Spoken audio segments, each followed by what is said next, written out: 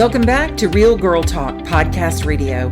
I am your host, Sherry Ricard. I'm bringing you weekly interviews with fascinating guests, action-packed episodes, highly relatable stories that help women reboot, regroup, and reinvent themselves in family, lifestyle, and business. And of course, always committed to keeping it real. Now let's dive in. The loss of a loved one is a nearly universal emotional crisis. Unprocessed grief and painful feelings can be buried, leaving you to feel numb. But there is hope. Certified grief counselor, RN, and author Sherry Ricard shares her story of how to cope in her first book, Wake Up Call, A Mother's Grief Journey, after the loss of her 17-year-old son. This book, along with Sherry's other books, are available on Amazon as well as on SherryRicard.com. Today's episode is sponsored by Cypress Hemp. Cypress Hemp is the leading trusted brand in CBD. CBD oil can be used to relieve health conditions like anxiety, insomnia, loss of appetite, aches, chronic pains, depressions, and even epilepsy. CBD oil made of hemp is legal, and it's grown in the popularity in recent years. Most CBD products do not contain THC, so unlike marijuana, they are non-psychoactive. You can use discount code RealGirlTalk at checkout for 20% off all Cypress Hemp products at cypresshemp.com. Welcome back to Real Girl Talk. Today we are going to talk about coronavirus. And I promise you, if I hear the word coronavirus one more time, I think I'm going to go screaming into the street. But here's the thing. The world is at a peak level of anxiety right now. Basically bigger than we've ever experienced before at a global level. And I recognize that. And there's a lot of fear and uncertainty that's spreading really faster than the coronavirus itself. As a medical professional, there's a lot of misinformation, too much information, and basically information overload right now. Many people don't understand the virus. They don't know what to do next. Many are thinking worst case scenarios. So I really want to be that positive light, continue to be that support system, continue to help put things in perspective. And I believe focusing on what we can control and truly fueling our thoughts with best case scenarios while educating ourselves on what is happening and fueling ourselves with the best possible knowledge, because knowledge is power, in order to stay positive and do what we can to fight this disease. So I have reached out to many of my medical professional friends, as well as doing my own research, and I have come up with factual news that I want to give you on the coronavirus and how to protect yourselves. And I want to start off by just explaining what it actually is. And guys, listen, this is very informative. It's different from my usual podcast, but I found as a medical professional myself that I needed to share the best information possible to, even if I could eliminate just a few of you from panic and anxiety, then this podcast is well worth it. So that being said, let's get into a little bit about the coronavirus, where it started. I'm going to tell you how it spread, how to protect yourself, how long it lasts, and really what to do next to calm the anxiety and the panic from this pandemic that we're seeing globally. So for coronavirus, and some people don't understand, they think it's two different viruses, but it's not. So COVID-19 is also a term for coronavirus. And this disease is basically a new coronavirus that emerged in China just in December of 2019. The symptoms for the coronavirus, or COVID-19, which is the same thing, is cough, and typically a dry cough, fever, and shortness of breath. So you can tell those symptoms are a little different from the regular flu, whereas in the flu, you may have nausea and vomiting. You are going to have aches and pains. You're going to have not necessarily a dry cough when you have the flu. So yes, the symptoms are a little different from the flu versus the coronavirus. So a lot of the severe cases that we're seeing with the coronavirus have led to death. However, in the flu, if you are a certain age with the flu, it can also be fatal to you. So some of the outcomes with the coronavirus versus the flu are identical, although the symptoms are different. The new coronavirus, which is the COVID-19, there's no vaccine for it. Okay, so we know that there's no vaccine like there is the flu. Prevention for the coronavirus basically involves frequent hand washing. If you're coughing and you don't have a Kleenex and you're around someone, or if you're not around someone, then you need to cough in the bend of your elbow. And definitely stay at home if you're sick. Okay, so there's the coronavirus, there's all types of viruses. So there can be many kinds, and they all have different symptoms. So if you feel that you have some type of respiratory illness, the best thing for you to do, and this is according to the CDC protocols, is that you want to call your family physician. You want to let your physician know what type of symptoms that you're feeling. You do not want to get in your car and go to the emergency room or to the local urgent care. That is not what you do, because what you don't want to do is spread the virus, if you have it, to others, as well as if you don't have the virus, you don't want to sit in an emergency room or an urgent care where you can then contract it. So I know that makes sense. So I'm going to give you a little of information that comes from Lauren Sawyer. She is the Director of Operations with Johns Hopkins Office of Critical Event Preparedness and Response. And she is the Director of Research with the Johns Hopkins Biocontainment Unit. She shared a lot of information about what you need to know. So basically, how is it spread? She says it is spread from person to person.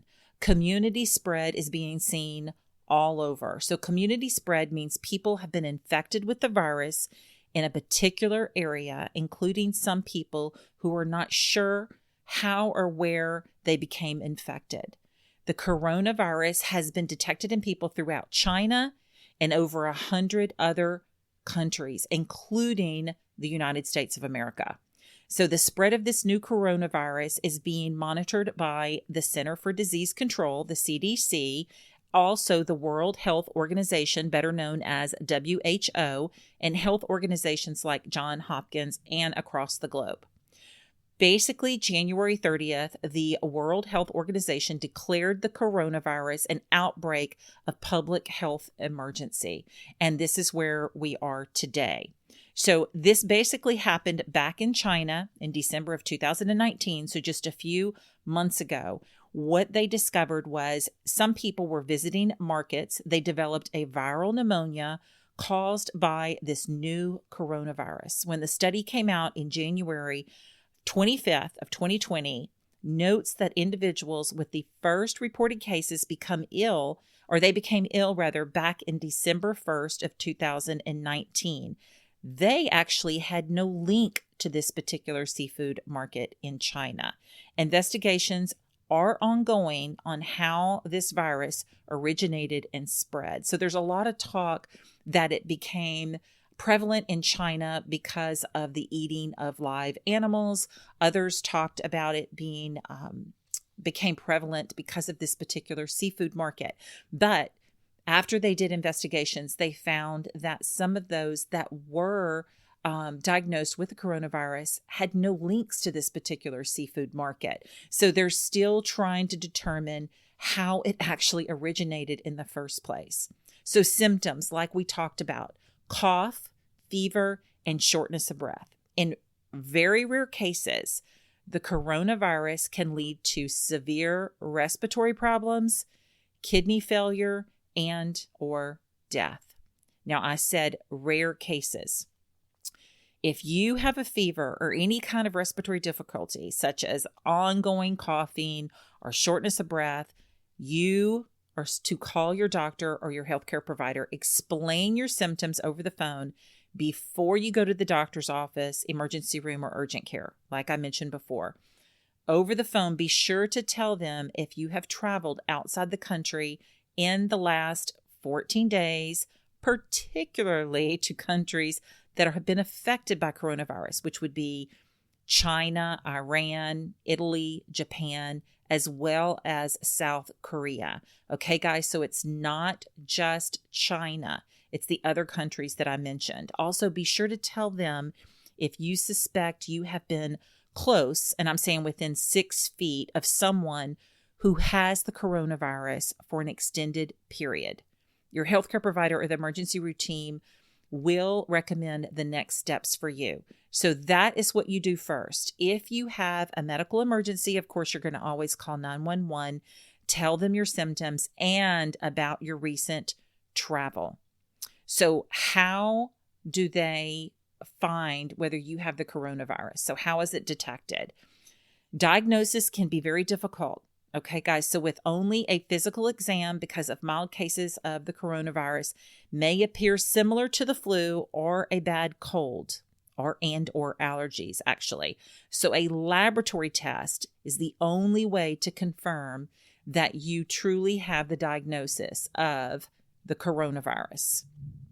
The way that it's treated, as of now, there's really not a specific treatment for the virus because there's no cure. There's not even a vaccine. People who have become sick from coronavirus should be treated with supportive measures. Those that relieve symptoms. In severe cases, there may be additional options for treatment, maybe a research drug or therapeutics, but that's really all they have right now.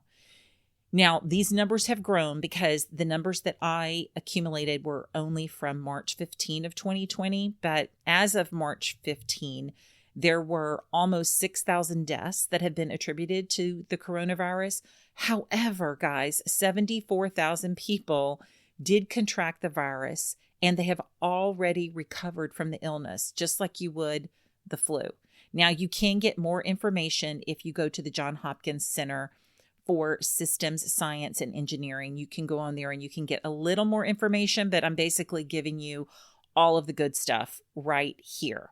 So the coronavirus is also a little different from SARS. If you remember SARS, that stands for Severe Acute Respiratory Syndrome.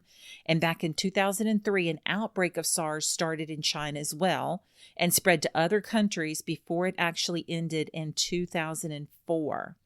Now, the virus that causes the coronavirus is very similar to the one that caused the 2003 SARS outbreak. Both of them are types of coronaviruses. You following me?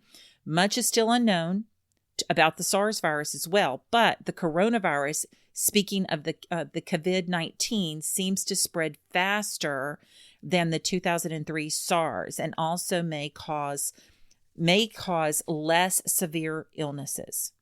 Okay, so how do you protect yourself? Let's talk about that. How do you protect yourself from the coronavirus that we have now in the present?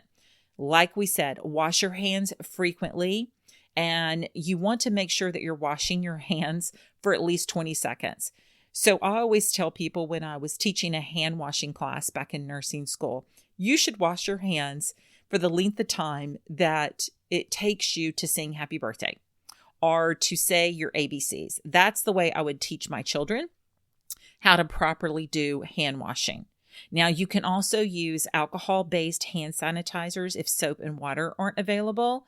Always cover your coughs and sneezes with a tissue, then throw the tissue in the trash. You don't set it down and you reuse it. And you know I'm having to tell you that because I've seen it in my medical profession life.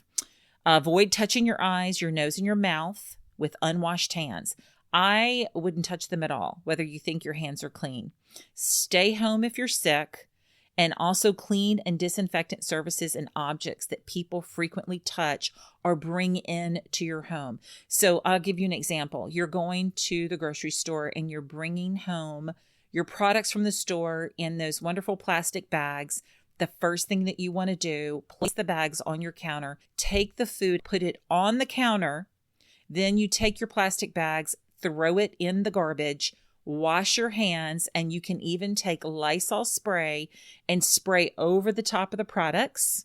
that are covered, of course, and let them set, and then you can put them away. If you want to be just really, really cautious, that's the way you want to put your groceries away. So, the precautions for the coronavirus. Several health agencies in China and other countries, including the CDC in the United States and the World Health Organization, the WHO, are keeping a very careful and watchful eye on this illness. And they're taking major steps, as you can see, to prevent it from spreading. However, guys, you have to be responsible for not only you and your children, but others around you. Stay home if you're sick. Even if you think that you have been exposed to someone that has the virus, someone that's been coughing or sneezing, be respectful to others and stay home. So just some steps that you can take to prevent your illness. Avoid public areas. Do not go to work, school, or public areas, which I think a lot of these places are closing down anyway. Avoid public transportation at all costs. Don't take taxis, Ubers, Lyfts, all of that great stuff that we use on a daily basis. Really stay away as much as you can from highly populated areas. And unfortunately, these are going to be sports organizations and churches and concerts and all these wonderful things that we do on a daily basis. We really have to contain this by staying home and allowing the CDC to come up with the test that they need in order to start testing people a little faster than they have been, because we haven't had the test readily available, but they are coming this week. Separate yourself from people and animals in your home if you think that they are ill, or if they begin to have some type of respiratory illness. Okay? Make sure that you are calling your medical professional or your family physician if you think anyone in your home is sick. You can also wear a face mask if you're sick. So you should wear a face mask when you're around other people. If you're sharing a room, a vehicle, around pets, pets get sick. Or especially if you're entering an emergency room or your healthcare provider's office, make sure that you're wearing a mask. That's if you can find a mask right now. Make sure that you cover your mouth and your nose with a tissue when you cough or sneeze. Throw that tissue away in a lined trash can immediately, and then go right for the soap and water for at least the 20 seconds and the length it takes you to say the ABCs or happy birthday, and wash your hands. Clean your hands with alcohol-based hand sanitizer. And when I say that, that means it contains at least 60% alcohol. Okay, so hand washing, hand sanitizer, soap and water. Avoid touching your eyes, nose, and mouth with your unwashed hands. Okay, so that's going to help prevent the spreading of this disease, especially to those that are in your home. All right, so disinfectant areas with bodily fluids. Let's talk about that. So high touch surfaces like countertops, tabletops, doorknobs, bathroom fixtures, toilets, phones, keyboards, tablets. I mean, think about the things that you touch on a daily basis. You want to disinfect areas with bodily fluids. Also, clean any surface that may have blood, stool, or body fluids on them. Household cleaners, you want to make sure that you use household cleaning spray or wipes according to the label instructions. Now, the labels contain instructions for safe and effective use for cleaning. So make sure that you're following, because some of these products are super, super strong. And you want to make sure that you have the best ventilation possible while you're using these products. Okay, I think people are really going for the strong stuff, and you don't want to develop some type of respiratory illness or some problem with becoming short of breath because you're cleaning so much and you're not ventilating your home after you're cleaning. Okay, I know that. I hope that makes sense. I want you to when you're discontinuing your home isolation, stay at home until you're instructed to leave. So patients that have been confirmed with the corona should remain under home isolation precautions until the risk of secondary transmission to others is thought to be low, at the very lowest. Talk to your healthcare provider. Okay, the decision to discontinue home isolation, or basically be quarantining yourself, these precautions should be made on a case-by-case basis in consultation with your healthcare provider, state and local departments as well. And I'm going to give you also a little information that I found out about the coronavirus, and I did clarify this to be factual, that there are a lot of tests that are going out right now all over the country to urgent cares and emergency rooms. So we'll be able to test individuals more readily. It'll be more readily available than it has been this past 2 weeks. So make sure that, like I said, you're calling first. A lot of the physicians are wanting appointments. And so when you show up, they can bring you straight back, because you do not want to hang out in a waiting area in the emergency room or urgent care or your physician's office. Also, right now, they have 45 human subjects that they are testing right now for the vaccine. But guys, it will be at least a year before we have a vaccine for coronavirus. And that being said, if they came out with a vaccine next week, I would not take it. I wouldn't take it, and I certainly wouldn't give it to my children, because the speed that they're taking to come up with a vaccine, while it is fascinating, it's also not going through a lot of the trials that we have with other vaccines. So I personally do not want to be a human guinea pig for the coronavirus vaccine. Now, that being said, the 45 individuals that have volunteered to be basically human guinea pigs for the coronavirus, they are not injecting them with the actual virus itself. They're injecting them with a particular protein that has been found in the coronavirus, and they're using that in order to come up with the proper vaccine needed to be able to use readily all over the globe. But again, that's a year from now before they're able to vaccinate anyone for this particular strand of virus. In the meantime, there is not a lot of need for panic. I will tell you that, unfortunately, those that have compromised immune systems, which would be those that are HIV positive, those that are cancer patients, are in remission from cancer. Right now, they still have a very compromised immune system. And those that do contract the coronavirus will have a harder time fighting that disease than someone that has a healthier immune system. So that being said, around the age of 60, your immune system is a little more compromised. And those that, like I said, have those other illnesses, they may have liver issues, kidney problems, as well as you may have a chronic respiratory illness, cancer, HIV positive, those type of things, or you have a lower white blood cell count for some other disease process, then yes, you are at a higher risk of contracting the coronavirus and a higher risk for fighting that virus off. Now, when you around the age 79 or 80, you have an even higher risk, a much higher risk of not only contracting the virus, but not being able to fight the virus off.